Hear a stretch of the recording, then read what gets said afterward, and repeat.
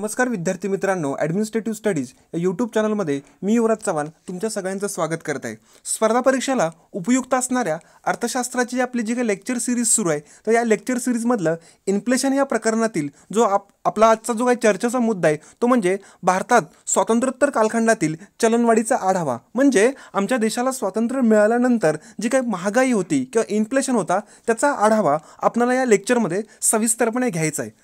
आज जे काही लेक्चर सुरुवातीला जे काही विद्यार्थी बघत आहेत तर त्यांनी ॲडमिनिस्ट्रेटिव्ह स्टडीज MPSC UPSC हा चॅनल सबस्क्राईब करून प्लेलिस्टमध्ये अर्थशास्त्राशी रिलेटेड जी काही विविध लेक्चर्स आहेत ती सुद्धा बघून घ्यावी. म्हणजे अर्थशास्त्र हा विषय तुम्हाला अगदी बेसिक किंवा अगदी सोप्या भाषेत समजण्यासाठी त्याचा उपयोग होऊ शकतो. तर ठीक आहे, आपण गेल्या काही मागील लेक्चर्समधून इन्फ्लेशन म्हणजे काय, तर वस्तू आणि सेवा यांच्या किमती वाढणं म्हणजे इन्फ्लेशन, तर इन्फ्लेशनचे वेगवेगळे प्रकार कोणते असतात, इन्फ्लेशनची वेगवेगळी कारणं कोणकोणती असतात आणि इन्फ्लेशनचा वेगवेगळे जे काही अर्थव्यवस्थेवरती परिणाम होतात तर हे आपण काही मागील लेक्चर्समध्ये डिटेल्समध्ये बघितलेलं आहे. तर त्या लेक्चरची लिंक मी डिस्क्रिप्शन बॉक्समध्ये देतो, तर ती लेक्चरसुद्धा आवश्यक बघून घ्या. तर ठीक आहे, आपण आपल्या आजच्या लेक्चरला सुरुवात करूया. सुरुवातीला एक बेसिक माहिती तुम्हाला कळली पाहिजे. बघा, भारतीय अर्थव्यवस्थेसंदर्भात आमच्या देशाला स्वातंत्र्य मिळालं 15 ऑगस्ट 1947ला. सगळ्यांना माहिती आहे ही तारीख. तर 47ला स्वातंत्र्य मिळालं तर एक चित्र डोळ्यासमोर आणा की 15 ऑगस्ट 1947ला भारतीय अर्थव्यवस्थेचं किंवा भारताची नेमकी स्थिती काय होती. तर मी थोडक्यात जर सांगायचं म्हटलं तर इंग्रजांनी आमच्यावरती 150 वर्ष अमानुषपणे किंवा चुकीच्या पद्धतीनं किंवा आम्हाला लुटण्याचं एकंदरीत राज्य केलं आणि आम्हाला लुटून झाल्यानंतर त्याने आमच्या देशाला स्वातंत्र्य दिलं. तर ठीक आहे, स्वातंत्र्य दिलं, पण ते देत असताना सुद्धा आमच्यामध्ये काही ते भांडणं लावून गेले. आणि दुर्दैवाची गोष्ट आहे की ती भांडणं आजपर्यंत सुरू आहेत. ते म्हणजे भारताची त्यांनी फाळणी केली.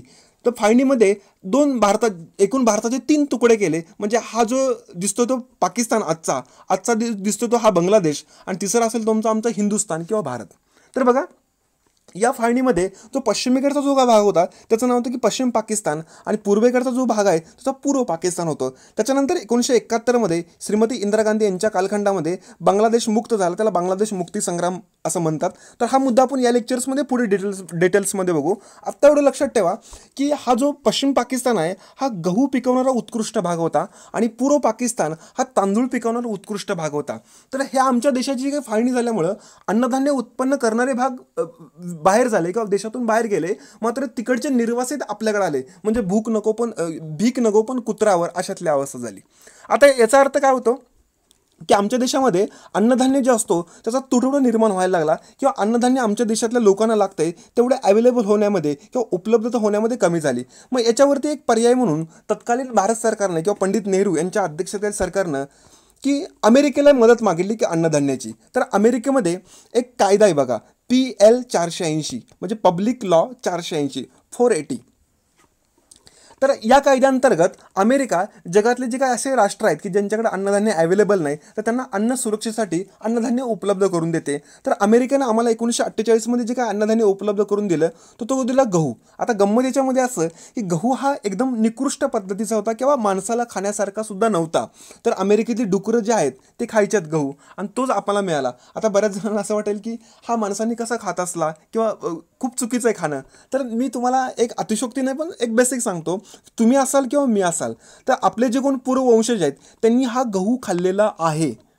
याचा अर्थ असा होतो की या गव्हाचे जेनेटिक गुणधर्म तुमच्या आणि माझ्या शरीरामध्ये कार्यरत आहेत, त्यामुळे या गव्हाला जास्त नावं ठेवायचं नाही. आता गहू जो आला त्याच्यामध्ये त्यांनी काय केलं, ते असं म्हणतात की चुकून गाजर गवताचं बी जे असतं, म्हणजे आपल्या जवळपास जो असतो काँग्रेस त्याला गाजर गवत म्हणतात, त्याचं बी मिसळलं, चुकून म्हणतात मिसळलं, पण आता ठीक आहे ते तुम्ही समजा काय असेल. तर ते गाजर गवताचं जे काही बी होतं ते गव्हाबरोबर सुरुवातीला आमच्या रेल्वे पटरीवरती पडलं, आणि ते रेल्वे पटरीवरचं जे काही गाजर गवताचं जे काही बी होतं ते शेतकऱ्यांच्या शेतापर्यंत आलं आणि आज आमच्या घराच्या उंबऱ्यापर्यंत येऊन पोहोचलंय. म्हणजे बघा ना, म्हणजे नियत असावी कशी, तर त्याच्यामध्ये ते नेमकं काय काय त्यांनी मिसळून दिलं. तर ठीक आहे, बेसिक माहिती पाहिजे तर.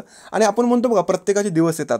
आज कोरोनाचं संकट जगावरती आहे, तर आज तेच अमेरिका भारताकडून औषधं मागवते. पण बघा, आपली एक संस्कृती भारताची पूर्वीपासून चांगली आहे, तर आम्ही त्यांना उत्कृष्ट औषध देत आहोत. असो, बेसिक अवस्था म्हणजे तुम्हाला एवढं लक्षात आलं की स्वातंत्र्य मिळाल्यानंतर आपली जी काही वाईट अवस्था झालेली होती एकंदरीतपणे, त्यामुळं अन्नधान्याच्या बाबतीतली जी काय होती ती उपलब्धता कमी झाली होती, त्यामुळं किमती किंवा महागाई वाढत होते किंवा वाढायला चाललेलं होता. तर ही सगळी जी काही एकंदरीत स्थिती आहे याच्यावरती उपाययोजना काहीतरी केली पाहिजे का नको, का हातावरती हात ठेवून शांत बसायचं? तर नाही. तर याच्यावरती उपाययोजना म्हणून तत्कालीन भारत सरकारनं, म्हणजेच की पंडित नेहरू यांच्या अध्यक्षतेखाली तत्कालीन भारत सरकारनं या सगळ्या समस्यातून आपल्याला जे काही बाहेर निघायचं आहे यासाठी एक मार्ग किंवा एका वेची निवड केली. तो म्हणजे असेल आर्थिक नियोजनाचा किंवा इकॉनॉमिक प्लॅनिंगचा. प्लॅनिंग म्हणजे काय, आम्हाला जे काय करायचं आहे ते सुनिश्चित करायचं आणि त्यानुसार काम करायचं. तर स्वातंत्र्योत्तर कालखंडामध्ये आपल्या देशातले जे काही विविध अन्नधान्याची समस्या असेल आणि अन्नधान्याच्या समस्यामुळं जी काही महागाई वाढली होती त्याच्यावरती पर्याय म्हणून तत्कालीन पंतप्रधान पंडित नेहरू यांनी आर्थिक नियोजनाच्या माध्यमातून भारतीय अर्थव्यवस्थेचा विकास करण्याचं जे काही ऑब्जेक्टिव्ह ठेवलं आणि त्यानुसार काम करायला सुरुवात केली. तर ठीक आहे, बेसिक तुम्हाला एवढं इथं कळलं असेल असं गृहीत धरतो. आता हे काम करत असताना जी आम्ही आर्थिक नियोजन राबवलं ते पंचवार्षिक योजनांच्या माध्यमातून राबवलं. तर हा मुद्दा आपल्याला वेगळाच आहे, म्हणजे भारतातील पंचवार्षिक योजनांचा आढावा हे आपण प्रकरण डिटेल्समध्ये चर्चा करू. इथं फक्त बेसिक लक्षात ठेवा की आम्हाला जी स्वातंत्र्योत्तर कालखंडामध्ये भारतीय अर्थव्यवस्थेची डेव्हलपमेंट करायची होती त्यासाठी आम्ही पंचवार्षिक योजनांचं मॉडेल हे आर्थिक नियोजनाच्या माध्यमातून वापरलं. तर आमची जी काही पहिली पंचवार्षिक योजना जी होती ती साधारण 1 एप्रिल 1951 ते 31 मार्च 1956 या कालखंडाच्या दरम्यान होती. तर या पंचवार्षिक योजनेमध्ये आम्ही काय केलं, सुरुवातीला जी काही आर्थिक स्थिती दयनीय झालेली आहे याच्यावरती सोल्युशन काय काढता येईल, तर तत्कालीन जे पंडित नेहरू किंवा त्यांचं मंत्रिमंडळ होतं यांनी सोल्युशन काढलं की पहिल्यांदा लोकांना पोटभर अन्नधान्य मिळालं पाहिजे, त्याच्यानंतर बरेचसं आपण काही डेव्हलपमेंट करू. त्यामुळे पहिल्या योजनेमध्ये प्रामुख्याने ॲग्रिकल्चर आणि ॲग्रिकल्चरशी रिलेटेड जे विविध उपक्रम आम्ही पहिल्या योजनेमध्ये राबवले त्याच्यामध्ये जर बोलायचं म्हटलं तर प्रामुख्यानं जे बहुउद्देशीय उपक्रम राबवले त्यामध्ये मोठी मोठी धरणं बांधली. तर बघा, भाकरा नांगूर प्रकल्प असेल, हिराकुड प्रकल्प असेल, कोसी नदीवरचा प्रकल्प असेल, विविध प्रकल्प राबवले. हे बहुउद्देशीय प्रकल्प होते. याचा अर्थ काय, या प्रकल्पातून पाणी साठवलं जाईल. पाणी साठवलं तर पहिल्यांदा लोकांना प्यायला मिळेल, दुसरं शेतीला मिळेल, वीज निर्मिती होईल, अशा बरेच उद्योग ह्यातून साध्य केले जातील. तर या पहिल्या योजनेमध्ये हे बरेचसे बहुउद्देशीय प्रकल्प किंवा ॲग्रिकल्चरला आम्ही फोकस केल्यामुळं आमच्या अर्थव्यवस्थेमध्ये ॲग्रिकल्चरचं प्रोडक्शन वाढलं, अन्नधान्याचं उत्पन्न वाढलं आणि अन्नधान्याचं उत्पन्न वाढल्यामुळं जी काही वाढलेली महागाई होती ती नियंत्रणात येण्यासाठी उपयोग झाला. त्यामुळे असं म्हटलं जातं की पहिल्या पंचवार्षिक योजनेमध्ये महागाईचा दर होता जवळपास 12.5% कमी झाला आणि एवढा महागाईचा दर कमी होणारी ही भारतातली एकमेव पंचवार्षिक योजना आहे. बऱ्याच वेळेला प्रश्न असा येऊ शकतो बघा परीक्षेमध्ये की खालीपैकी कोणती पंचवार्षिक योजना की ज्याच्यामध्ये सर्वाधिक चलन घट झाली किंवा जी महागाई होती ती कमी झाली. तर पहिली पंचवार्षिक योजना जवळपास 12.5%. तर ठीक आहे, पहिल्या योजनेमध्ये आम्ही प्रामुख्यानं जी काही महागाई वाढली होती त्याला सोल्युशन म्हणून ॲग्रिकल्चर आणि ॲग्रिकल्चरची रिलेटेड काम करायला सुरुवात केलं. त्याच्यानंतर भारत सरकारच्या लक्षात आलं की आपण ॲग्रिकल्चरमधलं प्रोडक्शन तयार केलं किंवा ॲग्रीतलं बरंचसं जे काय आउटपुट आहे ते तयार केलं, मात्र त्या आउटपुटवरती प्रोसेस करणारं इंडस्ट्रीयल सेक्टर उभं केलं पाहिजे. म्हणजे बघा ना, ॲग्रिकल्चरनं ऊस तयार केला, आता ऊसापासून साखर तयार केली पाहिजे. आता साखर तयार केली पाहिजे याचा अर्थ साखर कारखाना तयार झाला पाहिजे. आता साखर कारखाना जर उभा राहायचा असेल तर प्रामुख्याने जे बेसिक जे आपण म्हणतो ना बेसिक उद्योग किंवा मूलभूत उद्योग त्याच्यामधला जो काही लोह पोलाद उद्योग किंवा स्टील इंडस्ट्री आहे ती उभी केली पाहिजे. त्यामुळे दुसऱ्या योजनेमध्ये प्रामुख्याने स्टील इंडस्ट्री किंवा मूलभूत उद्योग असेल, म्हणजे कापड उद्योग असेल, स्टील उद्योग असेल, अशा मूलभूत उद्योगावरती काम करायला सुरुवात केलं की प्रामुख्यानं ॲग्रिकल्चरमधलं जे काही प्रोडक्शन तयार आहे त्याच्यापासून एक फिनिश्ड गुड्स किंवा आउटपुट तयार करता येईल आणि आम्हाला आमच्या अर्थव्यवस्थेचा विकास करता येईल. त्यामुळे इथे एवढे मुद्दे लक्षात ठेवा. पहिल्या योजनेमध्ये ॲग्रिकल्चरवरती काम केलं, त्यामुळे आमची इथली जी काही महागाई होती ती घटली आणि ॲग्रिकल्चर डेव्हलप झाल्यानंतर आम्हाला इंडस्ट्रीसुद्धा डेव्हलप केलं पाहिजे. त्यामुळे दुसऱ्या योजनेमध्ये प्रामुख्यानं आम्ही मूलभूत उद्योगावरती किंवा बेसिक इंडस्ट्रीवरती काम करायला सुरुवात केली आणि याच्यामुळं आपल्या देशातली जी काही अर्थव्यवस्था आहे ती ठाकठीक किंवा स्थिर स्थावर व्हायला लागली, सगळं उत्कृष्ट चालवतं. मात्र जसं म्हणतात ना, कुणाची दृष्ट लागावी, तसं नेमकं भारतीय अर्थव्यवस्थेला दृष्ट लागली असं म्हटलं तरी चालेल. म्हणजे मी अंधश्रद्धाचं समर्थन करत नाही, आपलं समजण्यासाठी तुम्हाला सांगतोय. तर पहिली दृष्ट किंवा पहिलं जे कारण असेल ते म्हणजे 1962 बरोबर चीनबरोबर युद्ध झालं. दुसरं असेल 1965 बरोबर पाकिस्तानबरोबर युद्ध झालं आणि म्हणतात ना दुष्काळात 13वा महिना, अशातलं की नंतर 1966ला दुष्काळ पडला. आता ह्या 3 कारणांचा परिपाक म्हणून आमच्या देशामध्ये जवळपास जी महागाई किंवा इन्फ्लेशन 13.9% वाढले. म्हणजे बघा ना, पहिल्या युद्धामध्ये चीनबरोबरच्या युद्धामध्ये आम्ही हरलो, पाकिस्तानच्या युद्धावर मध्ये आम्ही जिंकलो आणि तिसरं दुष्काळामुळे तर आमच्या ॲग्रिकल्चर सगळं कोलमडलं. आता बऱ्याच जणांना प्रश्न पडेल की दुसऱ्या युद्धामध्ये आपण जिंकलो म्हणजे छान झालं. तर लक्षात ठेवा, युद्धामध्ये हरो किंवा जिंको अर्थव्यवस्थेचं नुकसान झालेलं असतं, म्हणजे बरंचसं मनुष्यबळाचं नुकसान झालेलं असतं, आर्थिक अन्नधान्य बरंचसं नुकसान झालं असतं. या 3 कारणांच्यामुळं आमचं तिसऱ्या पंचवार्षिक योजनेमध्ये खूप नुकसान झालं आणि आमच्या देशामध्ये महागाई किंवा इन्फ्लेशन वाढली. तर याच्यावरतीच पर्याय म्हणून भारत सरकारनं जी काही वाढलेली महागाई असते त्याच्यावरती पर्याय म्हणून 1966चा जो काही खरीप हंगाम असतो, खरीप हंगाम म्हणजे जून जुलैला सुरू होतो तो खरीप हंगाम, याच्यामध्ये आमच्या भारतीय अर्थव्यवस्थेमध्ये किंवा भारतीय अर्थव्यवस्थेतील कृषी क्षेत्रामध्ये हरित क्रांतीचा प्रयोग करण्याचं ठरवलं किंवा ग्रीन रिव्होल्यूशन. नॉर्मन बॉरलॉग हे ग्रीन रिव्होल्यूशनचे किंवा हरित क्रांतीचे मूळ जनक आणि स्वामीनाथन जे होते ते भारतातले हरित क्रांती जनक. तर यांच्या अध्यक्षतेखाली आपल्या देशामध्ये हरित क्रांतीच्या तंत्रज्ञानाचा प्रयोग अवलंबला. आता हरित क्रांतीच्या तंत्रज्ञानाचा प्रयोग म्हणजे नेमकं काय, तर आम्हाला आमच्यातलं कृषी क्षेत्र न वाढवता, म्हणजे कृषी क्षेत्र जेवढं आहे तेवढंच, म्हणजे बघा ना, हे कृषी क्षेत्र 10 पोती गहू तयार करतंय, तर कृषी क्षेत्र तेच असेल, मात्र त्याच कृषी क्षेत्रानं 15 पोती गहू कसा काढता येईल यासाठी काम करेल. आता बघा, कृषी क्षेत्र न वाढवता कृषी उत्पन्न वाढवण्यासाठी जो काही प्रयोग केलेला असतो त्याला म्हणतात की हरित क्रांतीच्या तंत्रज्ञानाचा प्रयोग. तर यासाठी नेमकं काय केलं जात असेल, तर सुधारित जी काही वेगवेगळी बी बियाणे असतील, रासायनिक खत असतील, कृषीसाठी कर्ज पुरवठा असेल, कृषी यांत्रिकीकरण असेल, तर अशा विविध मुद्द्यांचा अवलंब करून किंवा विविध संचाचा अवलंब करून आम्ही 1966च्या खरीप हंगामामध्ये हरित क्रांतीच्या तंत्रज्ञानाचा प्रयोग केला आणि त्या तंत्रज्ञानाचा प्रयोग यशस्वी झाल्यामुळं आमच्या देशातील जे अन्नधान्याचे जे उत्पादन होतं ते वाढलं आणि थोडीफार आमची अर्थव्यवस्था जी होती ती स्थिरस्थावर व्हायला लागली. तर हा मुद्दा एक एवढा तुम्हाला इथे बेसिक कळला असेल. पुढचा बघा, इथं थोडंसं चित्रामध्ये दाखवलं बघा.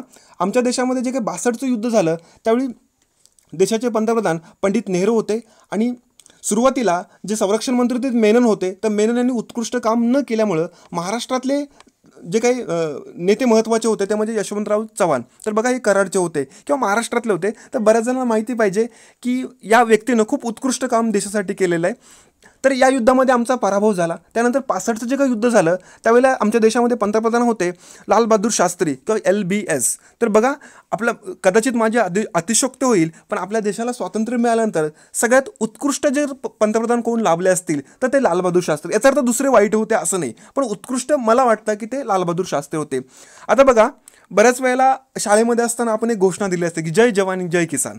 म्हणजे नेमकं काय, तर ज्यावेळेला 65चं युद्ध ज्यावेळी पाकिस्तानबरोबर सुरू होतं त्यावेळी लालबहादूर शास्त्रींनी सांगितलं की सीमेवरती जो जवान लढतो तो जितका महत्त्वाचा आहे तितकंच ह्या देशामध्ये अन्नधान्य उत्पन्न करणारा शेतकरी पण महत्त्वाचा आहे. त्यामुळे त्यांनी सांगितलं की जय जवान जय किसान.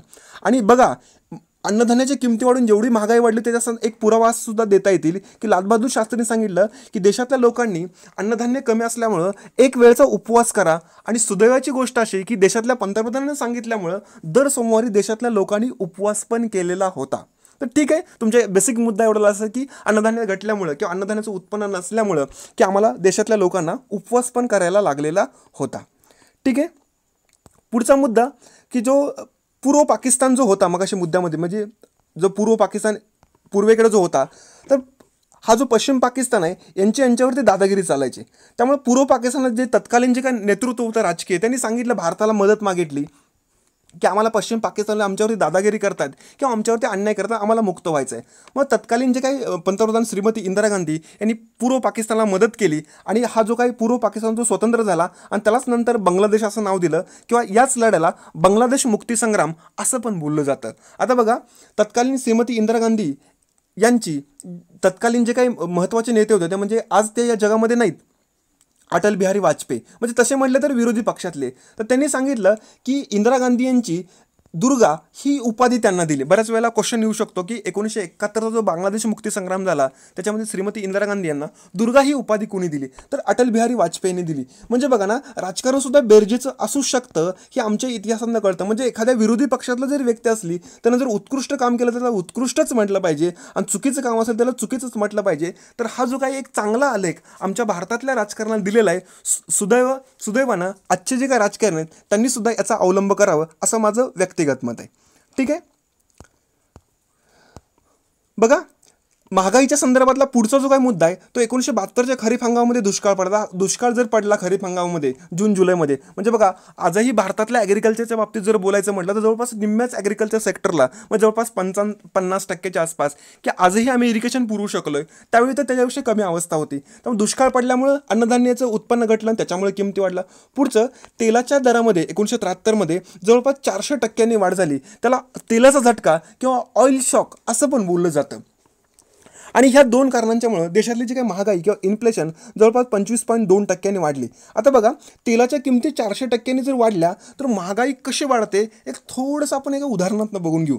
समजा तुम्ही इथे आहात आणि तुम्ही समजा तुमची टू व्हीलर असेल एखाद्या पेट्रोल पंपावरती घेऊन जात आहे आणि उदाहरणासाठी सगळं चाललेलं आहे. समजा 100 रुपयाला तुम्ही पेट्रोल 1 लिटर आज भरलं, त्यानंतर तुम्ही तुमचा प्रवास करून वगैरे आला, त्यानंतर तुम्ही त्याच पेट्रोल पंपावरती दुसऱ्या दिवशी गेला आणि तिथं त्या पेट्रोलच्या समजा 400% जर किमती वाढल्या असतील तर पेट्रोलची 1 लिटरची किंमत होईल 500 रुपये. लक्षात ठेवा 400% किंमत वाढल्या तर 500 रुपये होईल.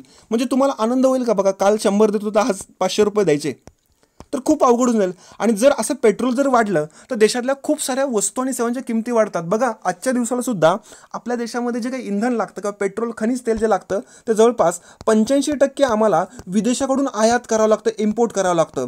आणि जर इम्पोर्ट केलेलं जे काही तेल आहे तेच जर महागलं तर देशातली वाहतूक महागते किंवा वाहतुकीचे दर वाढतात. आणि वाहतुकीचे दर जर वाढले तर विविध वस्तू आणि सेवा यांचेसुद्धा दर वाढायला सुरुवात होतात. त्यामुळे 1972मधला दुष्काळ आणि 73मधले 400% तेलाच्या किमती वाढ याच्यामुळे आमच्या देशामध्ये जवळपास 25.2% किमती वाढल्या किंवा महागाई वाढली असे म्हणतात. ठीक आहे, आपण पुढचा मुद्दा बघू की 1980-90मध्ये किंवा 1980-90 या दशकामध्ये देशामध्ये किंवा देशाच्या अर्थव्यवस्थेमध्ये विविध संकट आलेली होती. त्यातलं पहिलं संकट बघा कृषी उत्पन्न होतं ते घटलेलं होतं, औद्योगिक उत्पादनामध्ये घट झालेली होती, राजकीय संकट होते, तेलाचे वाढते दराचे संकट होते, बंदिस्त अर्थव्यवस्था होत्या. इत्यादी कारणामुळे आमच्या देशामध्ये 1990-91मध्ये जवळपास 13.7% इतकं इन्फ्लेशन किंवा चलनवाढ झालेली होती. तर सुरुवातीला आपण बघू की भारतीय अर्थव्यवस्थेचं 1990च्या पूर्वीचं स्वरूप काय होतं आणि 90च्या नंतरचं स्वरूप काय होतं, म्हणजे तुम्हाला ते बेसिक कळून जाईल. बघा 90च्या पूर्वी आमची इकॉनॉमी अशी अगदी रिस्ट्रिक्टेड होती किंवा बंधनानं जखडलेली होती. म्हणजे आमचं जे काय असेल ते आमचं आम्ही बघू, म्हणजे आम्हाला जे काही लागतं ते आमच्या देशामध्ये प्रोडक्शन करू आणि आम्ही आमचं सगळं व्यवस्थित आमची चूल चालवू. याचा अर्थ असं नव्हतं की आम्ही जगातल्या कुठल्याच देशाची कुठलीही मदत घेणार, पण खूप अत्यावश्यक आहे त्याच वस्तू आम्ही जगातल्या इतर राष्ट्रांच्याकडून आयात करू, नाहीतर आमचं आम्ही सगळं बघू. तर याचा परिणाम काय झाला की देशातली जी काही कृषी उत्पन्नातील घट असेल, औद्योगिक उत्पादनातील घट असेल, राजकीय संकट असेल किंवा तेलाचे वाढते दर असेल, याच्यामुळं भारतीय अर्थव्यवस्थेचा जो विकासाचा दर होता तो ढासळायला लागला किंवा घसरायला लागला. आणि याच्यावरती पर्याय म्हणून भारत सरकारनं म्हणजे तत्कालीन जे पंतप्रधान असतील ते PV नरसिंह राव असतील आणि तत्कालीन अर्थमंत्री डॉक्टर मनमोहन सिंग असतील, तर जो काही विकास दर घसरलेला आहे, वाढलेली महागाई आहे, याच्यावरती उपाय म्हणून या दोन्ही व्यक्तींनी याचा अर्थ की भारत सरकारनं की जगाकडे मदतीचा हात मागितला. आणि अशा स्थितीमध्ये मदत करणाऱ्या 2 संस्था असतात, एक म्हणजे IMF म्हणजे इंटरनॅशनल मॉनिटरी फंड आणि दुसरी संस्था असेल की IBRD याचा अर्थ काय, international bank for reconstruction and development, त्यालाच वर्ल्ड बँक असं पण म्हणतात. तर या दोन्ही संस्थांना आम्ही कर्ज मागितलं, तर या दोन्ही संस्थांनी सांगितलं ठीक आहे आम्ही तुम्हाला कर्ज देतो, पण काय आमच्या अटी आहेत. आता अटी काय असतील की तुमची ही जी काय आर्थिक हलाखीची अवस्था का आली तर तुमचे याच्यामागचं बेसिक कारण काय की तुमची रिस्ट्रिक्टेड किंवा बंधनशील अर्थव्यवस्था, आणि ही जर तुम्ही अर्थव्यवस्था अशीच जर कॅरी फॉरवर्ड करत असाल तर आम्ही जर आज तुम्हाला कर्ज दिलं तर तुम्ही रिकवर कसं देणार किंवा व्याजासकट आम्हाला मागं कसं देणार. त्यासाठी तुम्ही एक काम करा, तुमची अर्थव्यवस्था जी काही बंधनानं जकडलेली आहे ती मुक्त करा किंवा फ्री करा, म्हणजे जगातले विविध राष्ट्र तुमच्याकडे व्यापारासाठी येतील आणि तुमच्यातले जे काही इच्छुक आहेत ते जगामध्ये जातात. आणि तुमची जर अर्थव्यवस्था जर फ्री होत असेल तर तुमच्या अर्थव्यवस्थेचा ग्रो होईल, विकास होईल, आणि तो जर विकास झाला तर आम्ही जे काही आत्ता दिलेलं कर्ज आहे ते तुम्ही आम्हाला वेळेवर परत करा. तर हा एकंदरीत ज्या काही अटी होत्या 80-90मधल्या जे काही संकटाला अनुसरून, म्हणून भारत सरकारनं 1991मध्ये जे काही या सगळ्या संकटांना अनुसरून जो प्रतिसाद दिला त्याला म्हणतात नवीन आर्थिक धोरण किंवा न्यू इकॉनॉमिक पॉलिसी. तर बघा ही न्यू इकॉनॉमिक पॉलिसी म्हणजे काय असेल, याच्यामध्ये महत्त्वाचे 3 मुद्दे येतात. बघा पहिला मुद्दा असेल की लिबरलायझेशन, दुसरा असेल प्रायव्हेटायझेशन, तिसरा असेल ग्लोबलायझेशन. मराठीत जर बोलायचं म्हटलं तर उदारीकरण, खाजगीकरण आणि जागतिकीकरण. उदारीकरण म्हणजे काय की तुम्ही तुमच्या देशाच्या ज्या बाउंड्री सीमा आहेत त्या एकदम ढिल्या करा किंवा खुल्या करा. जगातले जे काही उत्कृष्ट आहे ते तुमच्याकडे येईल, तुमचं उत्कृष्ट जगाला जाईल. म्हणजे थोडक्यात काय, तुमच्या अर्थव्यवस्थेवरती जी काही विविध बंधनं आहेत आयात निर्यातीवरती वगैरे ती खुली करा किंवा कमी करा. दुसरं असेल प्रायव्हेटलायझेशन. म्हणजे काय, तुमच्या अर्थव्यवस्थेमध्ये बरेचसे उद्योग किंवा व्यवसाय हे केवळ आणि केवळ गव्हर्नमेंट करत आहे. तर गव्हर्नमेंटने या उद्योग व्यवसायातला आपला रोल कमी करावा आणि खाजगी जी काही लोक आहेत किंवा उद्योगपती आहेत त्यांना आपला रोल वाढवायला द्यावा. याचा अर्थ काय होईल की खाजगी लोकांच्यामुळं तुमची इंडस्ट्री किंवा विविध जे काही क्षेत्र असतील ते ग्रो होतील. म्हणजे बघा ना, बऱ्याचशा उद्योग व्यवसायामध्ये खाजगीकरण झालं की मदत होते. तर याच्यामागची पण संकल्पना तीच आहे की खाजगीकरण करा, म्हणजे गव्हर्नमेंटनं आपला रोल कमी करा आणि खाजगी लोकांचा रोल वाढवा किंवा प्रायव्हेट लोकांचा रोल वाढवा. आणि तिसरं म्हणजे काय की ग्लोबलायझेशन सोप्या भाषेत जर बोलायचं म्हटलं तर वर्ल्ड इज मार्केट किंवा जग हीच एक बाजारपेठ आहे. म्हणजे बघा, भारत असेल, पाकिस्तान असेल, इकडे श्रीलंका असेल, बांगलादेश असेल, चायना असेल, हे विविध राष्ट्रांनी आपापल्या इकॉनॉमी प्रत्येकाशी कनेक्ट कराव्यात. कनेक्ट याचा अर्थ काय, तुमचं जे आहे ते जगाला द्या आणि जगाचं तुम्ही घ्या. म्हणजे जगातलं जे काही विविध राष्ट्रांचं अवलंबित्व आहे ते वाढवा. तर अशी जी काही संकल्पना असेल त्याला ग्लोबलायझेशन म्हणतात. तर या तिन्ही संकल्पना एकत्रितपणे न्यू इकॉनॉमिक पॉलिसी असं म्हणतात. तर आपलं जे काही वेगळं अर्थशास्त्रामध्ये प्रकरण न्यू इकॉनॉमिक पॉलिसी, त्याच्यामध्ये आपण याच्यावरती डिटेल चर्चा करू. आता फक्त एवढंच लक्षात ठेवा, न्यू इकॉनॉमिक पॉलिसी म्हणजे लिबरलायझेशन, प्रायव्हेटलायझेशन आणि ग्लोबलायझेशन. तर ठीक आहे, तुम्हाला एवढं बेसिक समजलं असेल. पुढचा मुद्दा आहे की 1991 जे काही न्यू इकॉनॉमिक रिफॉर्म्स आम्ही स्वीकारल्या किंवा नवीन आर्थिक जे काही सुधारणा LPG किंवा लिबरलायझेशन, प्रायव्हेटलायझेशन, ग्लोबलायझेशन ह्या संकल्पना स्वीकारल्यानंतर सरकारचा जो सरकारी योजनांवरचा खर्च होता तो वाढत गेला. आणि सरकारी योजनांवरचा जो काही खर्च होता तो वाढत गेल्यामुळं देशातील लोकांच्या हातामध्ये जास्त उत्पन्न आलं आणि जास्त उत्पन्न आल्यामुळं अन्न गटातील ज्या काही वस्तू आहेत किंवा फूड प्रोडक्शन आहेत किंवा फूड गटातील ज्या काही वस्तू आहेत त्याच्यामध्ये खूप सारी किंमत वाढ किंवा चलनवाढ व्हायला सुरुवात झाली. त्याच्यानंतर पुढचा जो काय मुद्दा आहे, तर 2000 नंतर अलीकडच्या कालखंडामध्ये म्हणजे 2000 सालानंतर की कृषी उत्पन्नातील खूप मोठे चढ उतार, औद्योगिक वाढीचा दर कमी इत्यादी कारणामुळे सुद्धा अलीकडे महागाई वाढत चाललेली आहे भारतीय अर्थव्यवस्थेतली. बघा, एखाद्या वर्षी पाऊस एवढा पडतो किंवा इतका पाऊस पडतो की आहे नाही ते सगळं वाहून जातं आणि एखाद्या दिवशी पाऊसच पडत नाही. आता दोन्ही पण स्थिती चुकीच्या आहेत. म्हणजे खूप जास्त पडणं पण चुकीचं आणि पडलंच नाही हे पण चुकीचं आहे. तर अशामुळं आमच्या कृषी उत्पन्नातले जे खूप मोठे चढ उतार आहेत ते वाढत चाललेले आहे. त्याच्याबरोबर बघा, जागतिक हवामान बदल कृषीवरती खूप सारे वाईट इम्पॅक्ट पडतात. तर बघा, ठीक आहे, जागतिक हवामान बदलाचाच एक परिणाम म्हणजे आज म्हणता येईल आज कोरोनाचं जे काही संकट आलेलं आहे त्याच्यामुळे बरेचसे उद्योग व्यवसाय बंद आहेत. त्यामुळे आज बरेचसं दिल्ली असेल, मुंबई असेल, मोठ्या मोठ्या शहरातलं खूप सारं प्रदूषण कमी झालेलं आहे. म्हणजे बघा, निसर्गसुद्धा जर निसर्गाचा आपण जर हाल केलं किंवा अतोनात जर हानी केली तर निसर्गसुद्धा याच्यावरती काहीतरी उपाययोजना आणू शकतो. तर ठीक आहे, आता शेवटचा मुद्दा असा आहे की आज 2020 किंवा भारतामध्ये किंवा जगामध्ये महागाईच्या संदर्भातलं चित्र काय असेल. तर बघा, 2020 म्हणजे ऑलरेडी भारतीय अर्थव्यवस्थेत जो काही महागाईचा ग्राफ होता तो वाढत चाललेला होता आणि विकासाचा ग्राफ ऑलरेडी कमी होत चाललेला होता. त्याच्यामध्ये 2020 हे जे काही कोरोनाचं संकट आलेलं आहे त्याच्यामुळं ज्या काही विविध आर्थिक क्रिया आहेत त्या विस्कळीत झालेल्या आहेत आणि ह्या आर्थिक क्रिया विस्कळीत झाल्यामुळं महागाईमध्ये किंवा इन्फ्लेशनमध्ये वाढ होण्याची दाट शक्यता आहे किंवा खात्री आहे असं तरी म्हटलं तरी चालेल. आता प्रश्न असा पडतो की कोरोनामुळं महागाई नेमकी कशी वाढू शकते किंवा त्याचं नेमकं कोरिलेशन काय असेल. आता बघा, तुम्ही मी घरामध्ये आहोत. आता ठीक आहे, आपण आपल्या बेसिक गरजा फक्त पूर्ण करत आहोत. आता म्हणजे किराणा माल असेल किंवा विविध ज्या बेसिक गरजा असेल त्या आजही अवेलेबल होत आहेत. मात्र त्या ज्या काही बेसिक गरजांचं जे काही उत्पन्न जिथं कुठं होतं, म्हणजे कृषी उत्पन्न सोडून मी बोलतोय, इतर गरजांचं जे काही उत्पन्न होतं म्हणजे समजा की बिस्किट असेल किंवा साखर असेल किंवा बरंच काय असेल, तर ते उत्पन्न मात्र आजच्या दिवसाला लॉकडाऊनमुळे स्टॉप आहे. आणि ते स्टॉप असल्यामुळं ते जे काही मार्केटमध्ये तयार होतं किंवा उपलब्ध होतं त्यापैकीच ते तुम्हाला मिळते. आज उत्पन्न स्टॉप असल्यामुळं किंवा उत्पन्नच होत नसल्यामुळं मार्केटमध्ये त्याचा तुटवडा जाणवायला लागला आहे आणि तुटवडा जाणवायला लागला आहे की परत त्याच्या किमती वाढायला सुरुवात आहे. म्हणजे फॉर एक्झाम्पल खाद्यतेल असेल तर अशाच्या किमती खूप वाढायला, साखर असेल, चहापूड असेल, बिस्किट असेल, तर अशा विविध वस्तूंच्या म्हणजे मागणी तर आहे आणि प्रोडक्शन मात्र कमी आहे किंवा बंद आहे कारण हे कोरोनामुळं. तर याच्यामुळे सुद्धा जगातमध्ये, भारतामध्ये किंवा महाराष्ट्रामध्ये ह्या कोरोनाच्या संकटामुळं महागाई किंवा इन्फ्लेशन वाढू शकते असं म्हटलं तरी चालेल. तर आपण पुढच्या लेक्चरमध्ये इन्फ्लेशन किंवा ही जी काय महागाई आहे ही मोजण्यासाठी भारतामध्ये WPI आणि CPI ह्या दोन घटकांचा किंवा दोन गोष्टींचा वापर केला जातो. आता फक्त बेसिक बघू. WPI म्हणजे होलसेल प्राइस इंडेक्स आणि CPI म्हणजे किरकोळ किंमत निर्देशांक. म्हणजे घाऊक किमतीवरनं एका पद्धतीने किमती मोजतात किंवा महागाई मोजतात आणि दुसरं किरकोळ किमतीवरनं मोजतात. तर याचा आढावा आपण पुढील लेक्चरमध्ये डिटेल्समध्ये घेऊ. तर बघा, आज जे काय आपण चर्चा केली लेक्चर होती याच्यात MPSC कमिशन, UPSC कमिशन किंवा इतर वेगवेगळ्या स्पर्धा परीक्षेमध्ये प्रश्न विचारत असताना की आमच्या देशामध्ये समजा की स्वातंत्र्योत्तर कालखंडामध्ये महागाई वाढली होती, तर का वाढलेली होती त्याची कारणं द्या.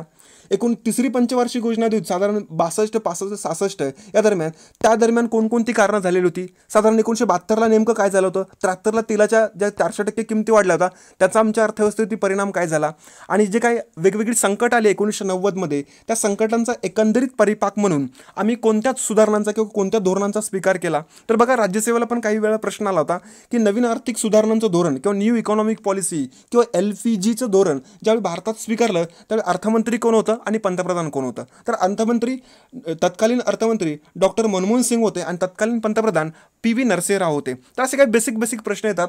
UPSC कमिशनच्या बाबतीत जर बोलायचं म्हटलं तर ते प्रश्न विचारतील की स्वातंत्र्योत्तर कालखंडातील भारतातील चलनवाढीचा आढावा घेऊन सद्यस्थितीवरती चर्चा करा. म्हणजे स्वातंत्र्यानंतर नेमक्या कोणत्या गोष्टी घडल्या याचा एक सिक्वेन्स तुम्हाला देता आला पाहिजे आणि त्याच्यामध्ये एक्सप्लेनेशन देता आलं पाहिजे की नेमकं काय आणि कसं झालं. तर ठीक आहे, आपण सविस्तर या विषयावरती चर्चा केलेल्या आहेत. लेक्चर आवडलं तर लाईक करा, नाही आवडलं तर डिसलाईक करा. मात्र कमेंट बॉक्समध्ये की का डिसलाईक केलं, म्हणजे तुमच्या सूचनांचा मला अवलंब करून पुढचं लेक्चर उत्कृष्टपणे करता येईल एवढं सांगतो आणि आज थांबतो. धन्यवाद.